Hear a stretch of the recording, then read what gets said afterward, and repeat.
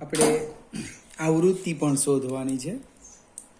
તો આવૃત્તિ કેવી રીતે શોધીએ? તો પહેલાં તો વેગ લખીએ. વેગ અથવા ઝડપ જે લખો તે. ઝડપ બરાબર અંતર ભાગ્યા સમય. એટલે કે ઝડપ હું વી લખું છું, વી બરાબર અંતર. ધારો કે મારાથી લખાઈ ગયું પરિધ. પરિધ એટલે twice pi r divide by સમય. તો પરિધ જેટલું અંતર કાપવા માટે લાગતો સમય એને આવર્તકાળ કહેવાય. હવે આવર્તકાળ એટલે 1/t બને, અથવા તો લખીએ આવર્તકાળ ટી બરાબર 1/આવૃત્તિ.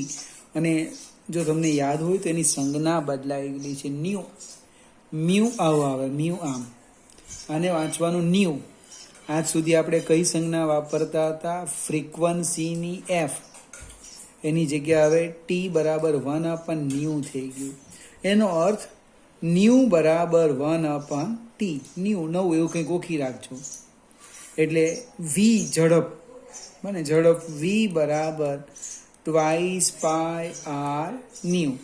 મારે ન્યુ શોધવાના છે એટલે ટ્વાઇસ પાય આપણે ન્યુ બરાબર v/ટ્વાઇસ પાય આર. આ બધી જ કિંમત આપણે મૂકી દઈએ. શું થાય જોઈએ? ન્યુ બરાબર ઝડપ આપણને આપી છે 3×10⁻7 ડિવાઈડ બાય 2 ઇન્ટુ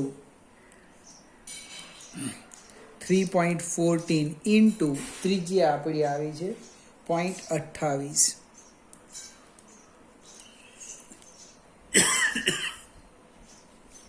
સાદુરૂપ આપીએ. છેદમાં 2×3.14 ગુણ્યા 0.28 એટલે કેટલા થવાના? 1.76.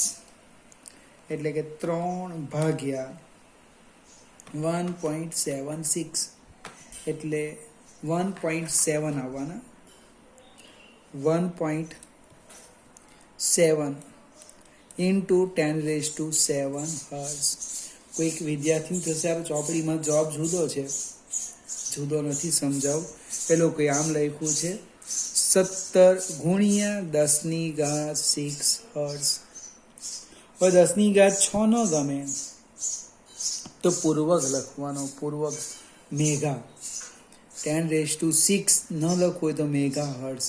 એટલે આમ થાય 17 મેગા હર્ટ્ઝ, કેપિટલ એમ.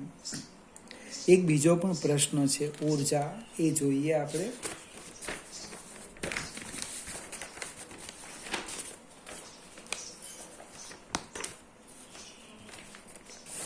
ઉર્જા એ ગતિ કરે છે એટલે એની પાસે ગતિ ઉર્જા છે. એટલે કે ઉર્જા E બરાબર 1/2 mv². ઉર્જા E બરાબર 1/2 mv². કિંમત મૂકે. આ જરા સમજવાનું સ્ટેપ છે એટલે હું ગણતરી કરું છું. 9.1 ઇન્ટુ 10⁻31. વી આપણને આપેલો છે 3 ઇન્ટુ 10⁻7 નો વર્ગ. એટલે 1/2 9.1 ગુણ્યા 10⁻31. 3 નો વર્ગ 9 ગુણ્યા 10⁻7 14. હવે આ કેટલા થવાના?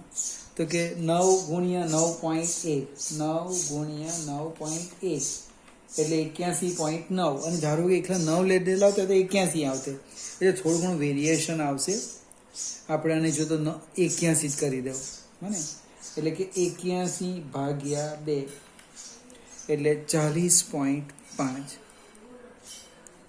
ગુણ્યા 10⁻31 પ્લસ 14.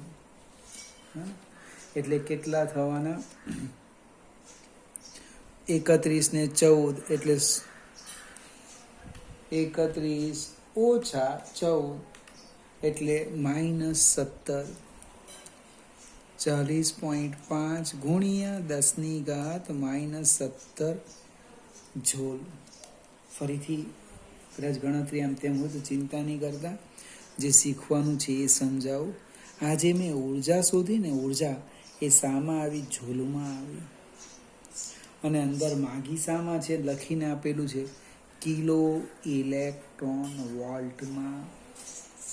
તો જૂલને ઈવીમાં ફેરવવું હોય તો ઈ વડે ભાગવાનું. અને આપણે ન્યુક્લિયસ અને પરમાણુની ચર્ચા કરીશું ત્યારે એ એકમ સમજાવીશ, ઇલેક્ટ્રોન વોલ્ટ. એટલે આમ લખાય 40.5 ગુણ્યા 10⁻⁻17 ભાગ્યા 1.6 × 10⁻⁻19. એકમ આખો બદલાઈ ગયો, ઈવી. હવે 40.5 ભાગ્યા 1.6 એટલે કેટલા થવાના? 25.31 ગુણ્યા 10⁻⁻17 +19 એટલે 25.31 ગુણ્યા 10⁻2 ઈવી. હવે દશાંશ સિંહનો જો તમે જમણી બાજુ લઈ જાઓ તો ઘાત ઘટાડવાની, અને ડાબી બાજુ ખસેડો તો ઘાત વધે. એટલે આમ થવાનું 2.5 × 10⁻³ ઈવી. 2×3 કેમ લખ્યા? તમે એક સ્ટેપ ખસેડો ડાબી બાજુ, 2 ખસેડો તો 4 થતે. હવે અહીંયા 10⁻³ ન ગમે તો કે લખો. 2.5 કિલો ઇલેક્ટ્રોન વોલ્ટ. ઉર્જા 2.5 કિલો ઇલેક્ટ્રોન વોલ્ટ. સેજ આપણે આગળ જઈએ.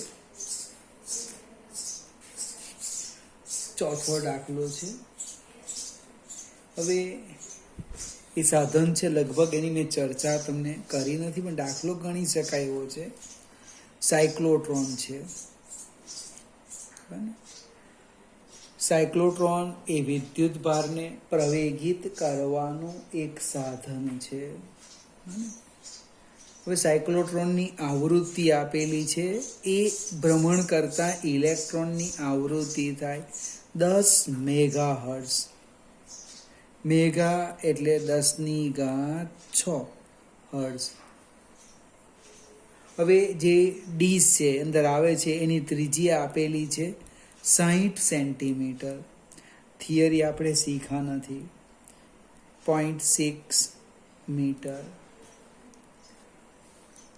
તો પ્રશ્ન છે, આ પ્રયોગ વડે ઉત્પન્ન થયેલ પ્રોટોનની કિરણાવલીની ગતિ ઉર્જા કેટલી હશે? હવે કંઈ જ મને ખબર નથી, છતાં હું એક્ઝામ્પલ ગણવાનો. કેવી રીતના? તો ગતિ ઉર્જા શોધવાની. ગતિ ઉર્જા શોધવાના એટલે વેગ જોઈએ, વેગ. મને કેવી રીતે શોધીએ?